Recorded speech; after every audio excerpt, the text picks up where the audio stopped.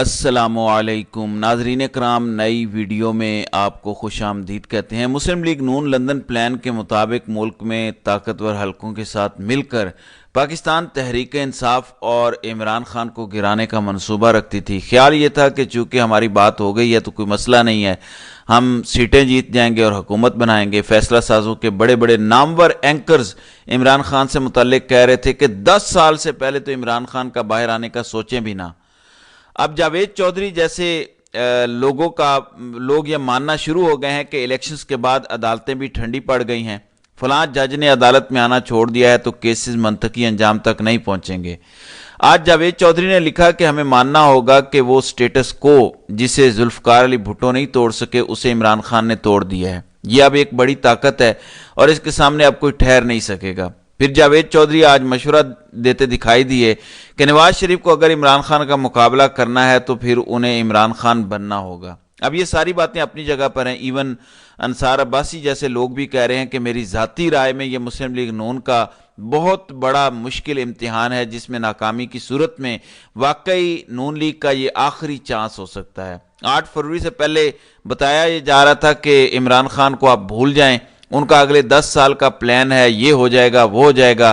پھر عوام نے 8 فروری کو اپنے ووٹ کی پرچی کے ذریعے فیصلہ سنایا اور اس فیصلے کے بعد بہت سارے منصوبوں کو بریک لگی، بہت سارے تکبر بھرے لہجوں میں اچھا خاصا ٹھہراؤ آیا، خاموشی آئی، ٹون میں اچھی خاصی تبدیلی آئی۔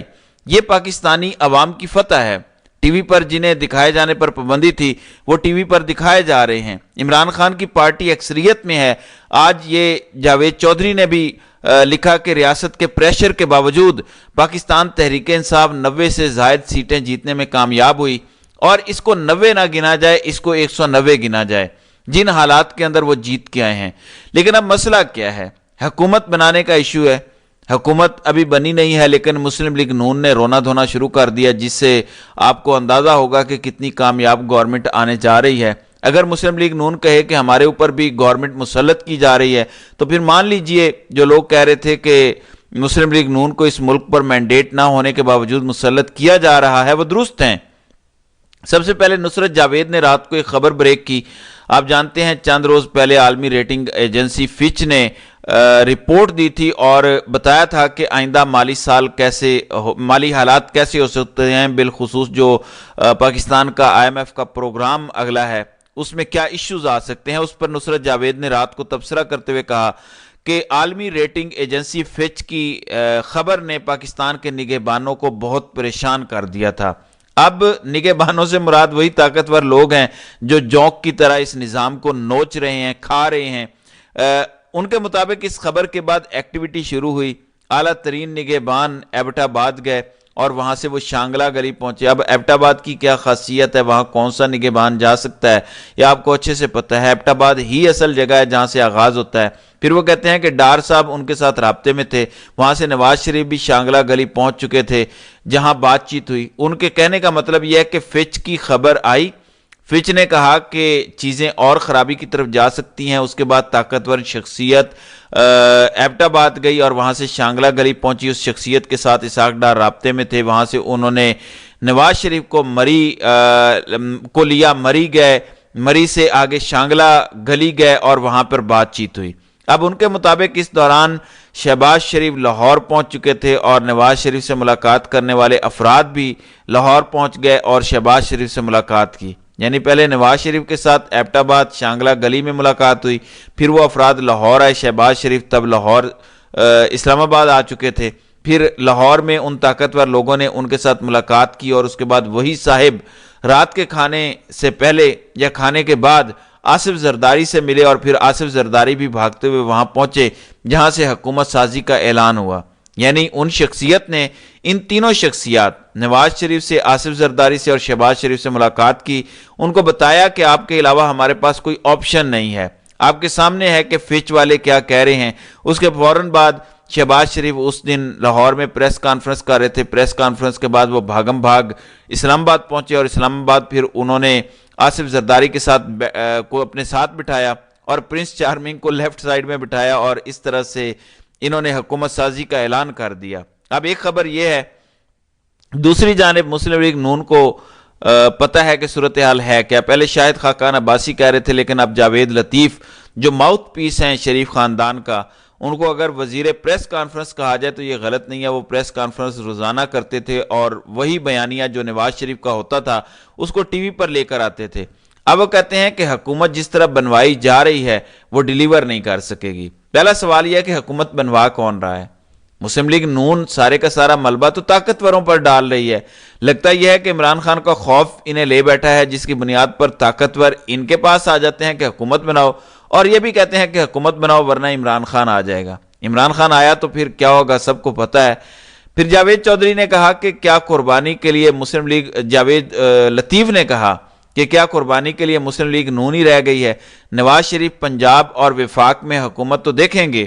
نواز شریف جو ڈیلیور کر سکتے تھے اب وہ شاید نہیں کر سکے گا. آپ ہی تو کہتے تھے کہ ہم اپنی مرضی کا آرمی چیف تعینات کریں گے. آپ مرضی کے آرمی چیف کی تعیناتی کرنا چاہتے تھے، آپ نے کر لی. آپ کہتے تھے دیکھا نواز شریف ملک سے باہر بیٹھ کے بھی آرمی چیف کے فیصلے کرتا ہے، اور عمران خان بطور وزیر اعظم اپنی مرضی کا آرمی چیف بھی نہیں لگا سکتا کیونکہ یہ ایک بہت بڑا جرم ہے. اب آپ نے وہ سب کر لیا. پھر آپ کہتے تھے کہ قاضی فائزی صاحب آئیں گے تو ہمیں انصاف ملے گا. پھر واقعتاً قاضی صاحب آئے، آپ کو انصاف ملا، آپ کی نااہلی ختم ہو گئی. پھر اسلام آباد ہائی کورٹ نے آپ کو کیا خوب انصاف دیا. اپنے فیصلے میں باقاعدہ اسلام آباد ہائی کورٹ نے کہا کہ یہ جو ہم انصاف فراہم کر رہے ہیں نواز شریف کو، یہ آئندہ کسی اور کو مثال کے طور پر نہیں دیا جائے گا. یہ صرف شاہی خاندان، شاہی شخصیت نواز شریف کے لیے مختص ہے. پھر جاوید لطیف کہتے ہیں کہ ہمارے پاس پیپلز پارٹی سے ملنے کے علاوہ کوئی آپشن نہیں تھا، حکومت بنانا ہم پر تھوپا گیا، اس میں ہماری خوشی نہیں ہے. لیکن اس بار مسلم لیگ نون یہ پتہ کھیل نہیں سکے گی کہ ہم تو بس ریاست بچانے آئے تھے. آپ کی اکثریت نہیں تھی، گو کہ آپ کو اکثریت دلوانے کی کوشش کی گئی. تحریک انصاف کی سیٹیں کم کی گئیں، لاہور شہر میں سیٹیں کم کی گئیں، کراچی میں مینڈیٹ ان کا ایم کیو ایم کو دیا گیا. اگر ابھی بھی آپ یہ کہیں کہ آپ پر حکومت تھوپی گئی ہے، حالانکہ آپ کو تو سیٹیں جتوائی گئی ہیں، آپ کو تو ان کا شکریہ ادا کرنا چاہیے جن پر آپ یہ الزام لگا رہے ہیں کہ ان کی جانب سے آپ پر حکومت تھوپی جا رہی ہے. پچھلے 16 مہینے آپ یہ نعرہ لگاتے رہے کہ ہم تو ریاست بچاتے رہے ہیں. اب آپ کے پاس مینڈیٹ نہیں تھا، اس کے باوجود آپ حکومت بنا رہے ہیں، تو اس کا مطلب ہے کہ آپ کو یہ بوجھ اٹھانا پڑے گا. پہلے یہ کہتے تھے کہ نواز شریف کیونکہ لندن میں ہیں وہ نہیں چاہتے تھے کہ ہم حکومت بنائیں. اب تو نواز شریف کی مرضی کے ساتھ بن رہی ہے نا حکومت. اب تو نواز شریف پاکستان میں ہے. اب مسلم لیگ نون کے پاس کیا ریکارڈ ہے؟ کوئی ریکارڈ نہیں ہے. صرف کوئی کارڈ نہیں ہے، صرف اس لیے کہ آپ کے کیسز ختم ہوں، آپ کے خاندان کا سلسلہ آگے چلے، آپ نے ہر چیز داؤ پر لگائی ہے. یہی وہ وجہ ہے کہ پاکستان کا نوجوان آپ کو قبول کرنے کو تیار نہیں ہے. یہ کیسے ہو سکتا ہے کہ پہلے نواز شریف کے بعد ان کا بھائی شہباز شریف، بھائی کے بعد بھتیجا، بھتیجے کے بعد بیٹی حکمرانی کرے؟ یعنی پورے ملک میں کوئی اور قابل ہی نہیں بچا کہ وہ پنجاب کے صوبے کو چلا سکے، جو پاکستان کا وزیر اعظم بن سکے. کیا شریف خاندان کوئی شاہی خاندان ہے کہ اس میں سے ہی ہر فرد آئے گا؟ یہی وجہ ہے کہ پاکستان کا نوجوان شریف خاندان کے خلاف ووٹ کر رہا ہے. شریف خاندان کو یہ سمجھ نہیں آئی، لیکن امید ہے اگلے الیکشن میں سمجھ آ جائے گی. فیصل واڈا کن کے ترجمان ہیں آپ کو پتہ ہے؟ وہ کسی جماعت کے ترجمان نہیں ہیں، لیکن آپ حیران ہوں گے کہ انہیں ہر ٹی وی شو میں بٹھایا جاتا ہے. لگتا ہے کہ مجبوری ہے، مجبوری سے زیادہ شاید کسی کی فرمائش ہے. اب وہ کل ندیم ملک کے ساتھ بیٹھے تھے اور کہہ رہے تھے کہ مجھے اگلے 1.5-2 سال میں الیکشن نظر آ رہے ہیں. اب فیصل واڈا نے پہلے جو باتیں کی وہ پوری ہوئی ہیں. آپ جانتے ہیں انہوں نے بہت پہلے کہا کہ تحریک انصاف کے پاس بلے کا نشان نہیں ہوگا، بلے کا نشان نہیں تھا. انہوں نے کہا کہ چچا اور بھتیجی کی کنڈلی مل رہی ہے، الیکشن سے پہلے بتا دیا تھا، اور واقعی طور پر وہی ہوا کہ شہباز شریف سینٹر میں آ رہے ہیں اور مریم نواز پنجاب میں، جبکہ نواز شریف کا پتہ صاف ہو گیا. اب وہ 1.5 یا 2 سال کی بات کر رہے ہیں تو یہ کوئی اچھی چیز نہیں ہے، پاکستان کے ساتھ کوئی اچھا سلوک نہیں ہے. ہم مسلسل بحران میں ہیں. اب اس کی بھی ایک بڑی ٹیکنیکل وجہ ہے کہ 1.5 سال کے بعد کیوں ڈرایا جا رہا ہے کہ 1.5 سال کے بعد حکومت ختم کر کے الیکشن کی طرف بات جائے گی. وہ بھی سب کو اچھے سے پتہ ہے اس کی کیا وجوہات ہیں. ایک خاص ایکسٹینشن کا حصول مقصد ہے جس کے لیے سارا کچھ کیا جا رہا ہے. ملک ضروری نہیں ہے، بڑے صاحب کی بادشاہت برقرار رکھنا ضروری ہے.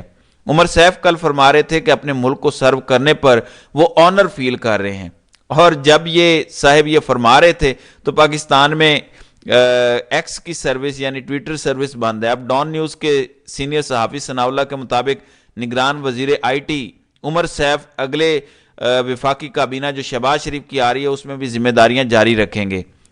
تو اس سے آپ اندازہ لگائیے کہ نگران سیٹ اپ کیسا تھا اور نگران سیٹ اپ کن کے نمائندے بیٹھے تھے. یعنی نگران سیٹ اپ کی کابینہ بھی در حقیقت مسلم لیگ نون کی کابینہ تھی. اب ایک اور تماشا ریزرو سیٹوں پر لگنا ہے. آئین میں ایک فارمولا طے کیا گیا ہے کہ آپ اتنی سیٹیں جیتیں گے تو آپ کو اتنی ریزرو سیٹیں ملیں گی, آپ کو کسی اور کے حصے کی ریزرو سیٹیں نہیں مل سکتی.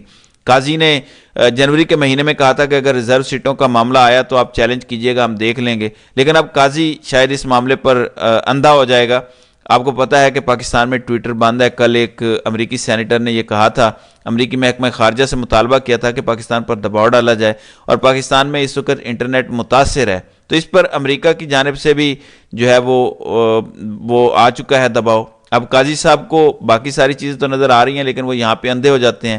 کل قاضی نے 5 لاکھ کا جرمانہ تو کر دیا, لیکن ایک بار بھی ہمت نہیں کی کہ وہ کمشنر راولپنڈی کو بلائیں اور پوچھیں کہ آپ نے کیسے الزام لگایا. یوٹیوبرز کو کھڑے ہو کر یا جرنلسٹ کو کھڑے ہو کر آپ نے سپریم کورٹ کے ہاتھے میں انٹرویو دے دیا تھا, باقیوں کے کنڈکٹ پر آپ بڑے سوالات اٹھاتے ہیں.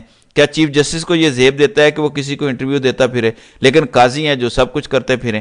اب خبر یہ ہے جو الیکشن کمیشن نے کمیٹی بنائی تھی, یعنی الیکشن کمیشن پر الزام تھا اور الیکشن کمیشن خود اس کی تحقیقات کر رہا تھا, جو بڑا انٹرسٹنگ ہے. اب سابق کمشنر راولپنڈی لیاقت چٹھا کا بیان ریکارڈ ہوا ہے. اس سے پہلے آروز کے بیانات آپ نے ریکارڈ کر کے چلائے, اور ظاہر ہے اس کا کیا فائدہ ہوا. آروز ڈی آروز تو یہی کہیں گے کہ ہمارے اوپر کوئی دباؤ نہیں ہے. اب ڈی سی کیا کہے گا, انہوں نے پروموشن نہیں لینی, کیا وہ منہ سے کہے گا کہ ہم نے دھاندلی کی ہے. آپ کسی آرو سے آف دا ریکارڈ پوچھیں, وہ آپ کو بتائے گا کہ اصل میں ہوا کیا ہے, لیکن آن دا ریکارڈ تو وہ یہی کہیں گے کہ ہم پر کوئی دباؤ نہیں تھا. تو ناظرین کرام, آپ کی اس ویڈیو کے حوالے سے کیا رائے ہے, آپ اپنی رائے کا اظہار کامنٹ سیکشن میں ضرور کیجئے گا.